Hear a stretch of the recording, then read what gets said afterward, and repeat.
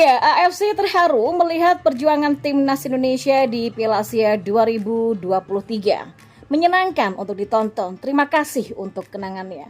Dan informasi selanjutnya, PSSI ingin naturalisasi Orat Mangun, Joaon Haye dan Paes cepat selesai demi perkuat timnas Indonesia. Itses pun bisa bergabung. Ya, tanggapan positif Sheini Patinama usai timnas Indonesia tersingkir di Piala Asia 2023. Simak selengkapnya di sini bersama saya untuk Anda. Ya, Konfederasi Sepak Bola Asia atau AFC terharu melihat perjuangan timnas Indonesia di Piala Asia. Mereka pun menulis pesan menyentuh khusus untuk timnas Indonesia. AFC menyebut skuad Garuda, julukan timnas Indonesia, berhasil memberikan tontonan yang menyenangkan. Mereka pun berterima kasih atas segala kenangan indah yang sudah diukir pasukan Sinteyong di Piala Asia 2023. Pesan ini ditulis AFC usai timnas Indonesia dipastikan tersingkir dari Piala Asia 2023. Laju Justin Hubner CS terhenti di babak 16 besar setelah dikalahkan Australia 0-4 di Jassim bin Hamad Stadium Doha Qatar pada Minggu kemarin. Mencapai babak 16 besar merupakan prestasi tertinggi bagi timnas Indonesia di Piala Asia. Dalam keikutsertaan 4 edisi sebelumnya, skuad Garuda tidak mampu menembus fase gugur. Ya, meski perjuangan harus terhenti, skuad Garuda mendapatkan banyak pujian atas performa dan keberaniannya dalam turnamen ini. Bahkan timnas Indonesia mendapatkan pujian dari AFC. Anda benar-benar menyenangkan untuk ditonton. Terima kasih atas kenangannya, Indonesia. Tulis AFC dalam akun resmi X-nya. Netizen pun menyambut pesan hangat yang disampaikan oleh AFC. Mereka pun berterima kasih atas kesempatan yang diberikan kepada timnas Indonesia dan berjanji akan kembali lebih kuat. Kita akan kembali dengan skuad yang lebih baik pada 2027. Tulis salah satu akun yang bernama @idextraytime. Ya, perjuangan timnas Indonesia memang patut mendapatkan apresiasi. Tim asuhan Sinteyong ini merupakan skuad dengan rata-rata usia termuda dan tim dengan ranking terendah di Piala Asia. Namun demikian, skuad Garuda bisa menjawab keraguan dengan merepotkan Irak serta Jepang. Mereka juga bisa menumbangkan Vietnam di fase grup. Tentunya, kekalahan dari Australia akan menjadi pelajaran berharga bagi timnas Indonesia untuk turnamen selanjutnya. Ya, skuad Garuda sendiri sudah dinanti sejumlah laga penting termasuk di kualifikasi Piala Dunia 2026 zona Asia.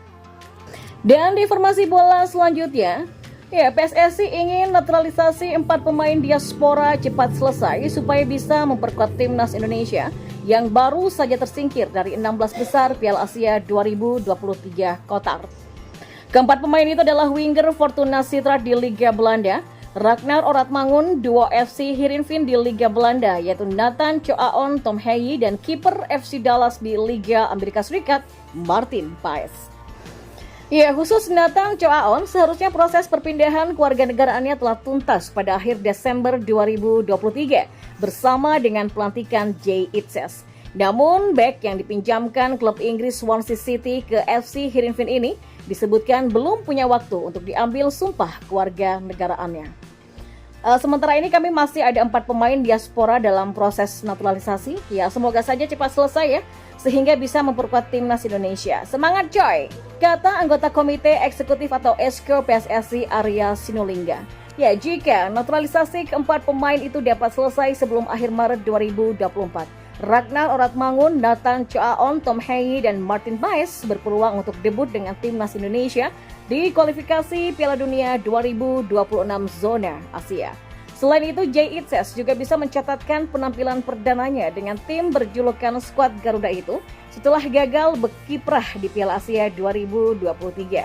Timnas Indonesia akan menjalani lanjutan putaran kedua Grup F kualifikasi Piala Dunia 2026 melawan timnas Vietnam pada 21 dan 26 Maret 2024. Penambahan 5 pemain diaspora diyakini bakal membuat timnas Indonesia bisa bersaing di level Asia sesudah pencapaian membanggakan di Piala Asia 2023.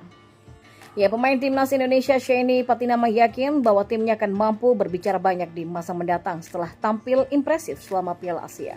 Timnas Indonesia mencatatkan sejarah dengan lolos dari fase grup Piala Asia untuk pertama kalinya. Namun, skuad Garuda langsung melawan Australia. Hasilnya tim Merah Putih tumbang dengan skor 0-4 atas Australia.